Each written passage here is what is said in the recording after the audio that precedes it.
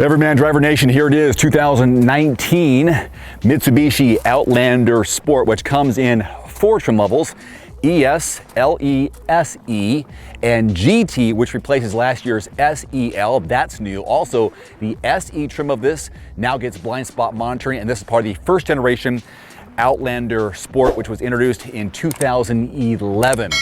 So today we're going to do something kind of fun and special because why not? My usual demos inside and out, talk about all the cool specs, but we're also going to go 0 to 60. I know, it doesn't sound like an ideal thing to do with a vehicle of this size, but it is a sport. So we're going to put the sport to the test by going 0 to 60. I don't have high hopes for it because this one right here has a CVT. By the way, front wheel drive is standard, all wheel drive is optional. We have the all wheel drive, so yes, you can take it off-road. 8.5 inches of ground clearance, I believe. I'll correct that if I'm wrong later. Anyways, let's get started. Yeah, it is 8.5 inches of ground clearance. Booyah. So I forgot to mention, I have the GT trim level, so the top trim level in 4-wheel drive. The first engine you can get is a 2-liter 4-cylinder. It's okay. 148 horses, 145 pound-feet of torque. So that one's not that great, but this one, this is the better of the two. This is the 2.4-liter 4-cylinder. Now you're looking at 168 horses, 167 pound-feet of torque. This vehicle weighs, they call curb weight, 3,142 pounds. So I don't know if that's going to help us because we have the CVT. By the way, the ES trim level, you do have the option of getting a 5-speed manual transmission. Otherwise, everything else is CVT. So with the CVT, what does that translate in terms of speed in a sport? Let's find out. All right, let's see what it does. 0 to 60. 3, 2, 1, punch it. Boom. There goes that CVT. 2.4-liter, 4-cylinder, 40, 45, 50. Come on now, get some. 9.47 seconds. Hey, we broke 10 seconds. Let's try it again. Here we go in DS Sport mode. 3, 2, 1, go. 4,000 RPM, 5,000 RPM, 6,000 RPM. Holding it, holding it, holding it, holding it, holding it. Flooring it. Oh. 9.16 seconds. So, I don't know. At least we broke 10 seconds. That's what I was curious about. And yeah, that's the only thing cool we can do. Just for kicks and giggles, let's put it in 4-wheel drive. Let's go 4-wheel auto and try it this way. 3, 2, 1. This is normal drive, 4,000 RPM, 5,000, come on now, 50 miles per hour, and 9.24 seconds. So a scratch over 9 seconds in the Outlander Sport 0 to 60. Booyah. And here's a look at your real world backseat legroom and headroom in this subcompact crossover. By the way, the difference between the Outlander versus the Outlander Sport, the Outlander is a compact SUV crossover. This is a subcompact. So think about that when you're deciding to buy one, who might be your passengers, because here is my position as a driver up front, and you have to understand that a subcompact is not going to give you a lot of room, but maybe that's not your purpose. Anyways, here's what it looks like. Very little room between my knees and the back of the seat, which makes sense. Headroom, really close to being right there at my head. I sit up, then I can hit it. I sit back a little bit, then I'm okay, but I'm still gonna feel a little bit cramped and claustrophobic inside. But again, subcompact, don't be surprised, know what you're getting going into it and your realistic expectations. They've got some nice suede material here, mixed in with some faux leather.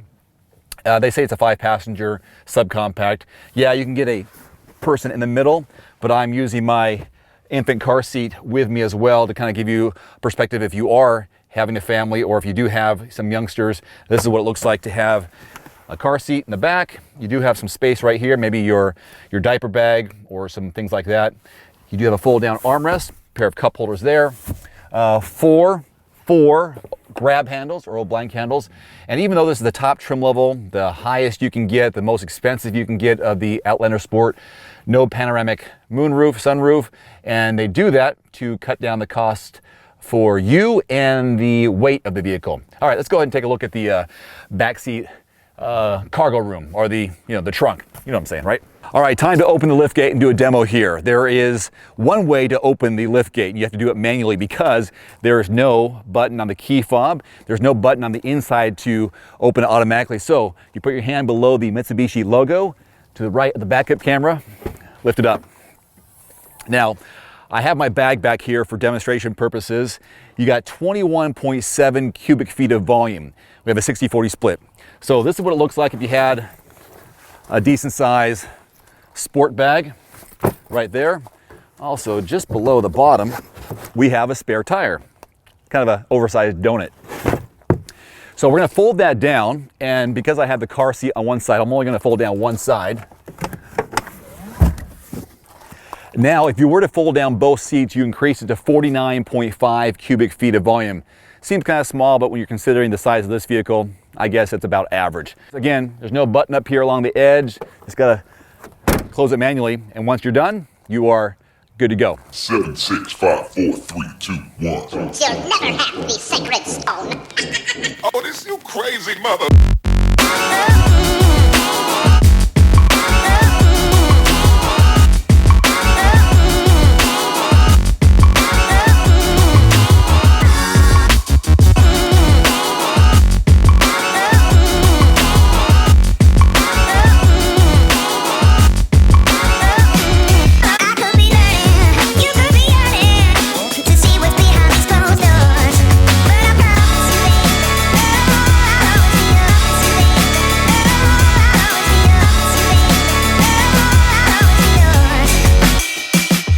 One of the big bonuses I love about the Mitsubishi, first of all, it's inexpensive, great value for the price. You do have Apple CarPlay, which I really like, and a very colorful infotainment screen.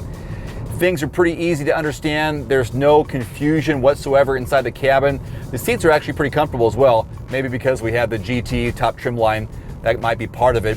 But it is missing some higher end bells and whistles, but the trade-off is the lower price point. I do like the fact that you have the heated seats here as an option. The climate control dials are pretty simple. Steering wheel mounted controls, straightforward as well. And when you look at the instrument cluster, you get the RPMs on the left, miles per hour on the right, and a colorful display in the center letting you know where you are in terms of range on the vehicle, fuel economy, temperature, and all the basics. Even the blind spot monitoring has a little green light up screen there as well. So the MSRP on the 2019 Mitsubishi Outlander Sport is between $21,000 and $26,500, depending of course on which trim level you go with. Obviously the cons will be that CVT for a lot of people, the fact that it doesn't have a lot of great power, not a lot of get up and go speed, as you tell by our 0-60 test. Inside, pretty basic, but the big thing is the value for your money. For a car in the subcompact crossover category, pretty decent value in that price point. So, of course, take it on a test drive for yourself and see what you like about it. Do you want that kind of cargo? Are you okay with the space in the back seat? Do you enjoy some of the safety features, the Apple CarPlay? If you do, give it a look. It's definitely worth the test drive. Until next time, I'm Dave Erickson with Everyman Driver. Thank you so much for watching. I hope to see you next time. Adios. One more thing before you go, I've added links to some of the best-selling automotive accessories on Amazon right now, along with links to some of my product reviews. You'll find it in the description below this video.